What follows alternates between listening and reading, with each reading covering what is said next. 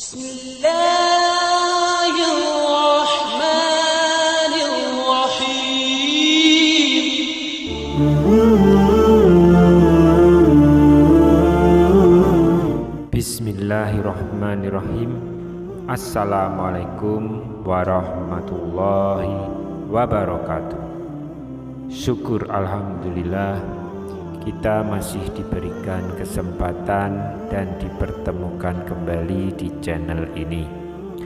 Semoga perjumpaan kita ini akan dicatat sebagai amal ibadah dan diberkahi oleh Allah Subhanahu wa Ta'ala. Sholawat dan salam tak lupa selalu dan tetap tercurahkan kepada junjungan kita Nabi besar Muhammad sallallahu alaihi wasallam. Allahumma sholli ala sayyidina Muhammad wa ala ali sayyidina Muhammad.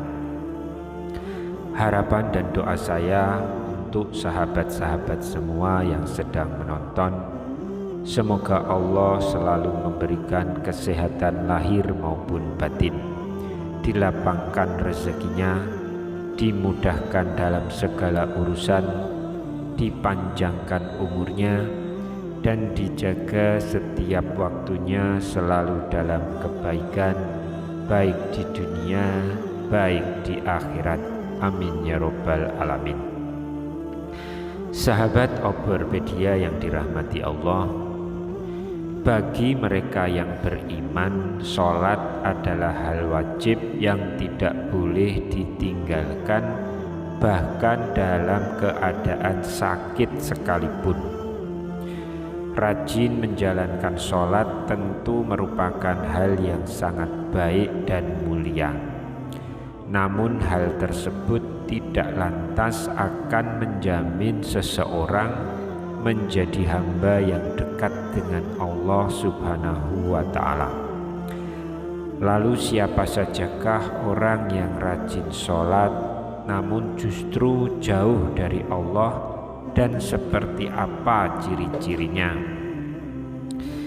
Dalam sebuah hadis Rasulullah bersabda, sesungguhnya pertama kali yang dihisab, untuk ditanya, diminta pertanggungjawaban dari segenap amalan seseorang hamba di hari kiamat kelak adalah sholatnya.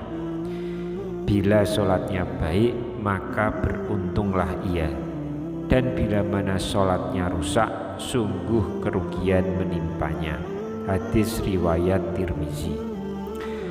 Untuk itu sangat penting bagi kita untuk rutin mendirikan sholat, namun dengan tujuan untuk mendapatkan ridho dan surganya Allah, tidak hanya dengan rajin menjalankan sholat saja secara ritual.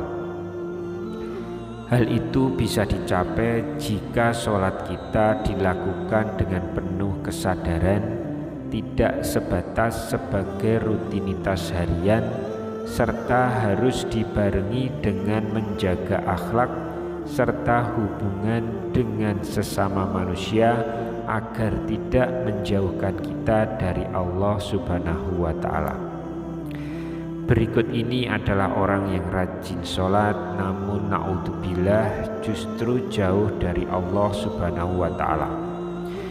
Yang pertama adalah orang yang lalai dalam sholatnya.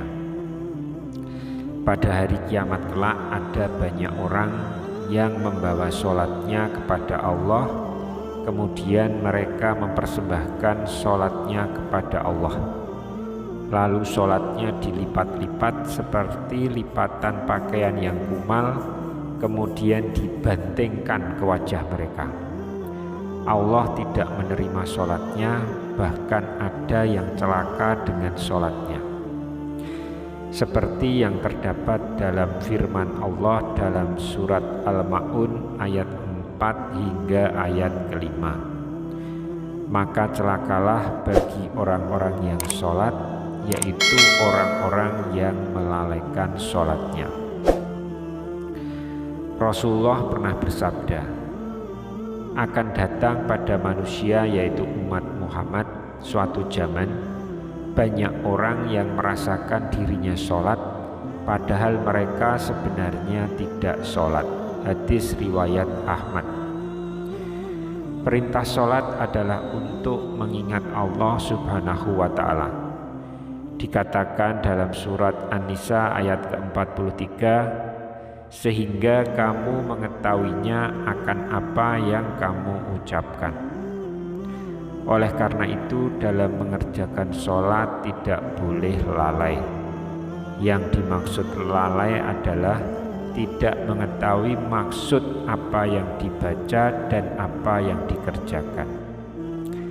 Apabila kurang memperhatikan syarat, rukun, dan ketentuan sholat lainnya, maka yang diperoleh hanyalah payah dan letihnya saja.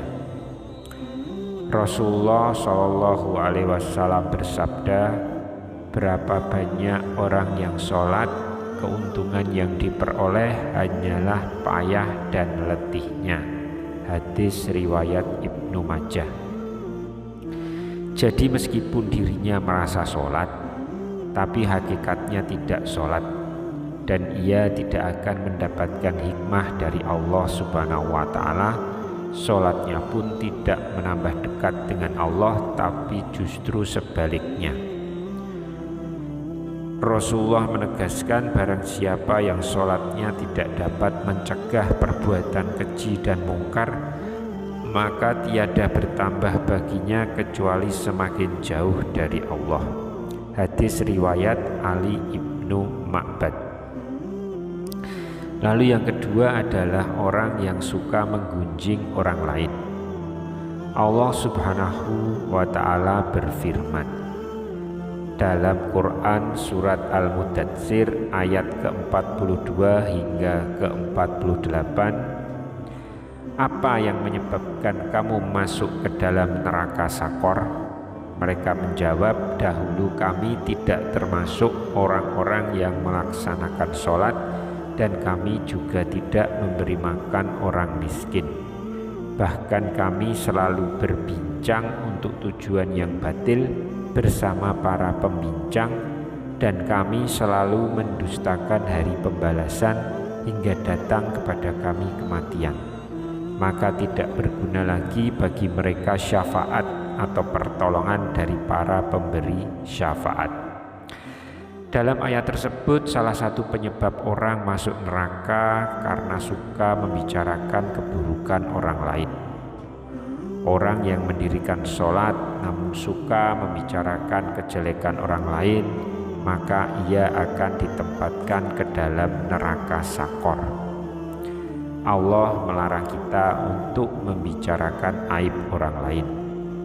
Allah berfirman dalam Quran surat Al-Hujurat ayat ke-12, wahai orang yang beriman, jauhilah banyak prasangka. Sesungguhnya sebagian prasangka itu dosa. Janganlah mencari-cari kesalahan orang lain, dan janganlah ada di antara kamu yang menggunjing sebagian yang lain. Apakah ada di antara kamu yang suka memakan daging saudaranya yang sudah mati? Tentu kamu merasa jijik. Bertakwalah kepada Allah. Sesungguhnya Allah Maha Penerima Tobat, lagi Maha Penyayang. Kemudian ciri yang ketiga adalah orang yang acuh pada sesama. Allah Subhanahu wa ta'ala berfirman, sesungguhnya aku hanya akan menerima sholat orang-orang yang merendahkan dirinya karena kebesaranku, menahan dirinya dari hawa nafsu karena aku, yang mengisi sebagian waktu siangnya untuk berzikir kepadaku, yang melazimkan hatinya untuk takut kepadaku, yang tidak sombong kepada makhlukku, yang memberikan makan pada orang yang lapar, yang memberikan pakaian pada orang yang telanjang, yang menyayangi orang yang terkena musibah, yang memberikan perlindungan kepada orang yang terasing. Kelak cahaya orang itu akan bersinar seperti cahaya matahari. Aku akan berikan cahaya ketika dia kegelapan, aku akan berikan ilmu ketika dia tidak tahu, aku lindungi dia dengan kebesaranku, aku akan suruh malaikat menjaganya, kalau dia berdoa kepadaku, aku akan segera menjawabnya. Kalau dia meminta kepadaku, aku akan segera memenuhi permintaannya. Perumpamanya di hadapanku seperti perumpamaan surga Firdaus. Dalam hadis yang lain Rasulullah menyebutkan bahwa salah satu cara mendekatkan diri kepada Allah ialah bersifat dermawan dan senang membantu orang lain, terutama orang yang sedang kesulitan. Rasulullah SAW bersabda, orang yang dermawan dekat dengan Allah, dekat dengan manusia, dan dekat dengan surga. Sedangkan orang yang bakhil atau pelit jauh dari Allah, jauh dari manusia, dan dekat dengan neraka. Orang dermawan insya Allah akan menemukan kenikmatan di dalam sholatnya karena ia dijaga oleh para malaikat, diberi cahaya dalam kegelapan, dan diberi ilmu secara langsung oleh Allah Subhanahu wa Ta'ala masuk ke dalam hati sanubarinya. Ciri yang keempat adalah orang yang riya. Sebab pertama yang ternyata mampu menjerumuskan seorang ahli ibadah tetap mendapatkan azab, bahkan menjadi penghuni neraka, adalah karena mereka riya. Hal tersebut terjadi apabila semua amal soleh yang dilakukan selama di dunia itu bukan untuk mencari ridho Allah, melainkan dilakukan karena ingin riya atau pamer, mengharapkan pujian dari manusia. Allah Subhanahu wa Ta'ala berfirman dalam Quran surat An-Nisa ayat 142. Sesungguhnya orang-orang munafik itu menipu Allah, dan Allah akan membalas tipuan mereka. Dan apabila mereka berdiri untuk sholat, mereka berdiri dengan malas. Mereka bermaksud teriak dengan sholat di hadapan manusia, dan tidaklah mereka menyebut Allah terkecuali sedikit sekali. Oleh karena itu, sebaik-baiknya amalan adalah amalan yang dilakukan ikhlas dan murni lillahi ta'ala, hanya demi Allah, dan cukuplah kita berharap pada ridho dan balasannya atas apa yang telah kita lakukan, karena Allah adalah seadil-adilnya pemberi balasan. Menjaga hati dan niat merupakan hal yang harus kita jaga dalam melakukan apapun, agar semua amalan tersebut tidak berujung sebagai cambuk bagi kita yang membuat kita menjadi riya kepada sesama. Kemudian ciri yang kelima adalah orang yang suka berdusta. Berdusta merupakan salah satu dosa besar dan diancam siksa pedih di akhirat kelak. Di zaman seperti ini, kebohongan tampaknya sudah menjadi kebiasaan di kalangan masyarakat. Padahal sekecil apapun suatu kebohongan akan tetap dianggap sebagai dosa besar. Meskipun ada seseorang yang rajin sholat dan beribadah, namun jika lisannya suka berbohong, maka sholat dan ibadahnya akan sia-sia semata, karena kebohongan itu akan menghapus amal-amalnya. Jika ia mati dalam keadaan tidak bertobat kepada Allah, maka ia akan dimasukkan ke dalam neraka. Allah berfirman dalam Quran surat An-Nisa ayat 105, sesungguhnya yang mengada-ada kebohongan hanyalah orang-orang yang tidak beriman kepada ayat-ayat Allah, dan mereka itulah orang-orang pendusta.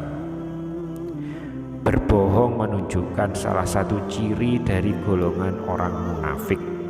Untuk itulah mengapa kita sebagian umat Islam wajib menjauhi yang namanya tindakan dusta, karena itu dapat menyengsarakan kita baik di dunia maupun di akhirat. Itulah tadi 5 ciri dari orang yang rajin sholat namun tidak mendapatkan keberkahan sedikit pun dari aktivitas yang seharusnya mendekatkan dirinya kepada Allah, namun bahkan membuat dirinya jauh dari rahmat Allah Subhanahu wa ta'ala. Semoga kita semua selalu dijaga sholatnya, selalu dijaga ibadahnya, sehingga kita selalu mendapatkan rahmat dari Allah Subhanahu wa ta'ala. Amin ya rabbal alamin. Wallahu alam. Wassalamualaikum warahmatullahi wabarakatuh.